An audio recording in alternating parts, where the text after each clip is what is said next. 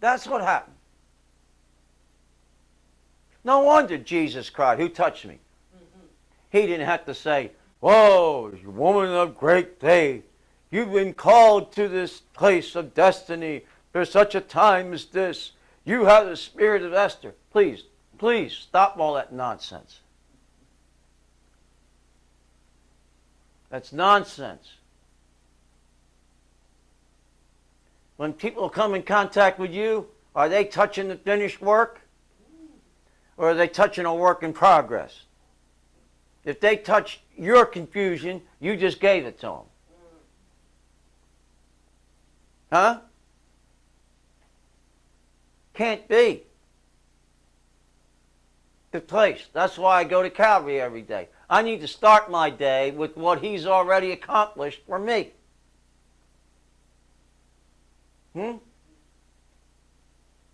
Right? And you know what? I love Facebook, and I know you're on it quite a bit. I got off. All right? Facebook is not your God. Glenda's relationship with Christ is not your God.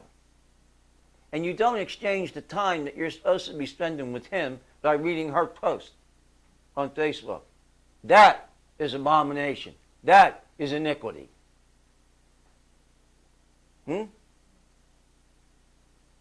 I like that. Okay, yeah, good. So you hit the like thing. So what does that mean? That alleviates your responsibility in meeting with Him? No, no, no, no. It's quite the opposite. The reason it's posted is so that you'll go and get it. But it's not become that. It's become something that they've extrapolated from it. That they've go, "Oh my God, thank you, Father, I now have a word from you. I don't need to, oh good, now I can get on with what I'm going to do." Yeah? When I knew that was happening in my life, I got off. Man, I could put a word on Facebook and it would light up like a Christmas tree.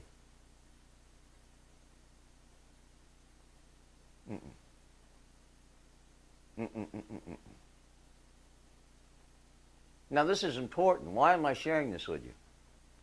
The reason that Gabriel is there is why. Okay. Excuse me?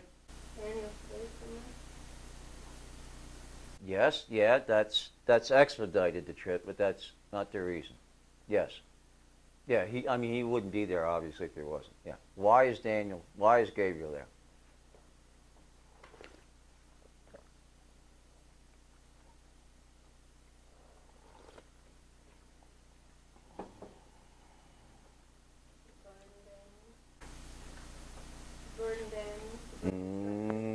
No, he's there because of Daniel's burden, but he's not there to burden. Quite the opposite, he's there to unload. Right, why is Daniel there, and why is Gabriel there? Now, I've given you the answer. Why? Because God found someone that he could share his heart with. Okay, they're all good answers, but it's not the right one. What? Instruction. Yes, he's there to impart instruction. Why? Why? Yeah, God sent him, but why? No. No. Daniel was faithful. Take Daniel's faithfulness out of the equation. The essence of your character is always in the equation. It's either of God or not of God. Right? So Daniel's faithfulness is not questioned here.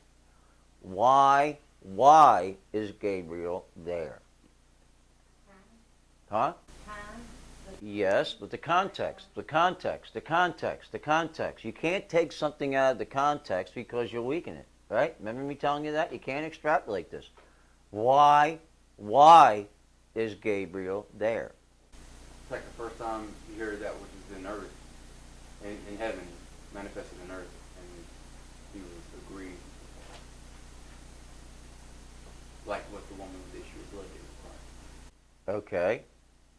Yeah, it's a matter of covenant. Yeah, okay, agreement. Okay, well, why? Why is Daniel there? Why is Gabriel there? You've been taught this. I spent one whole teaching on this. With his prayer and fasting that he was doing. Yes, he was fasting and praying. Again, the essence of Daniel. All right. Yet because of the burden, where did Daniel get the burden? And he was reading the book of the Lord. Where did Daniel get the burden? Jeremiah. Exactly. Why was Gabriel there?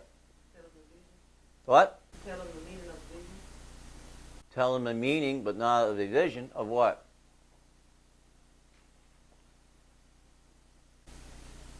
What was written in the book. Jeremiah. No. You're guessing. What is it? How many of you were here when I taught on Jeremiah 29:11 and I told you it totally reverts to Jeremiah 28? You all were. What happened in Jeremiah 28? False prophet got tricked and killed. No, he wasn't a false prophet.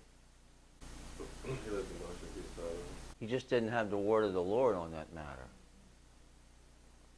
You can be a prophet of God in the office of a prophet, but if God didn't cause you to speak, you don't need to speak just because you feel the need to comfort somebody. This is the lesson I'm trying to get you. Listen to me. Hananiah was not a false prophet. Hananiah was mightily used by God. Until then. Hananiah knew better. So Hananiah, in his conversation with Jeremiah, put his hand up to heaven and said, I got this. You don't need to say anything. I'll handle this. When you tell God that you don't need him, you're a dead man. You're dead. I got this. I don't need. You're slapping him in the face. You're plucking the hair out of his beard. I got this. So Hananiah and Jeremiah are locked in a discussion in the house of God among the elders about a word that has been spoken. A word fitly spoken. Is like an apple of gold and a pitcher of silver. Hananiah told him what? What did Hananiah tell the eldership in Jerusalem? What did he tell them? So God was going to do away with the. What's that? God was going to do away with the judgment and broke the yoke off of Jeremiah's neck. In quote unquote confirmation of that. Yeah, and off of the neck of Jerusalem. How many years? Huh? 2. 2 years.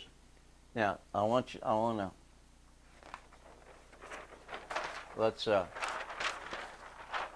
let's take a little bit of recreation. I want you to watch this. When you, through the urgency of what you think others need to hear, you want to play God and create something that he didn't say, what happens? It's unsanctified. It's gossip. Notice where the conversation takes place. In the sanctuary, in the house of God, among the eldership. This is what caused a man to die. God's not called you to bring false hope to someone just to make them feel good. Oh, you poor baby. I know what you're going through. My God. No. You know what thing I love about the Lord? If I go to him and ask, he'll tell me the truth. Daniel wanted to know. Daniel wanted to know what Jeremiah and Hananiah discussed in the house of the essence of the said word.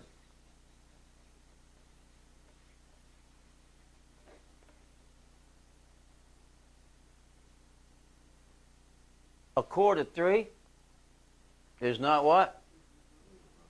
easily broken. So,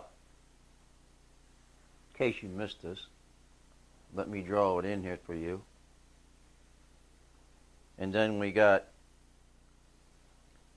is this the place that this word, is this the right amount of time? So we have ethics, dignity, and integrity of what was said, depicting the time. Are you with me? Huh? Daniel receives word that there was this disagreement. Jeremiah said, no, that's not true. 70 years they're going to be in captivity. He said, no, 2. 2. Now watch this. The truth was 70. Man said 2. Come on. Right? When you extrapolate something that wasn't meant to be, look at this.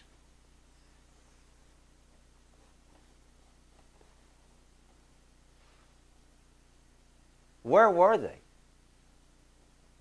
Everybody thought they were in captivity. Was Daniel suffering? Daniel prospered. Daniel was in a thing of 10 times the rest of God, the complete finished. Right? 10 times. He was receiving 10 times the blessing that he ever would have received in Jerusalem. Because of his faithfulness, God took him out of the place of lack and put him in a place where there was plenty. The problem was, we called it captivity. They didn't recognize the blessing of God. So they want to extrapolate, right? And that's what's left. Is that not right? Huh? Watch this. 6 and 8 is what?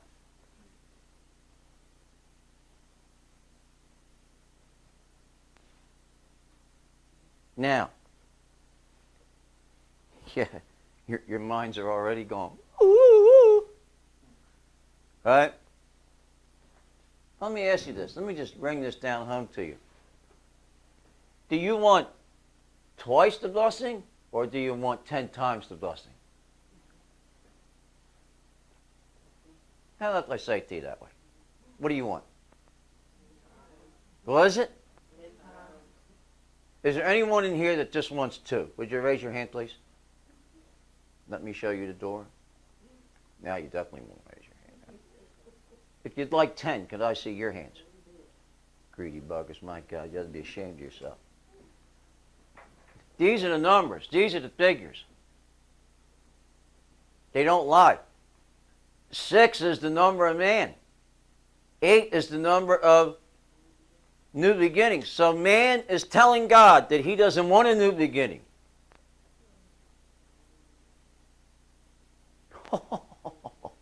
Huh?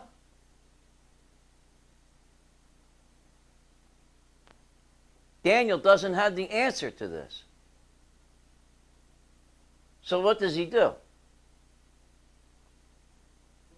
He puts on sackcloth and ashes, and he feels the burden of what? Of what was said, because he knows that when God says something to him, what? It's always come to pass. Are your people being deceived in Jerusalem?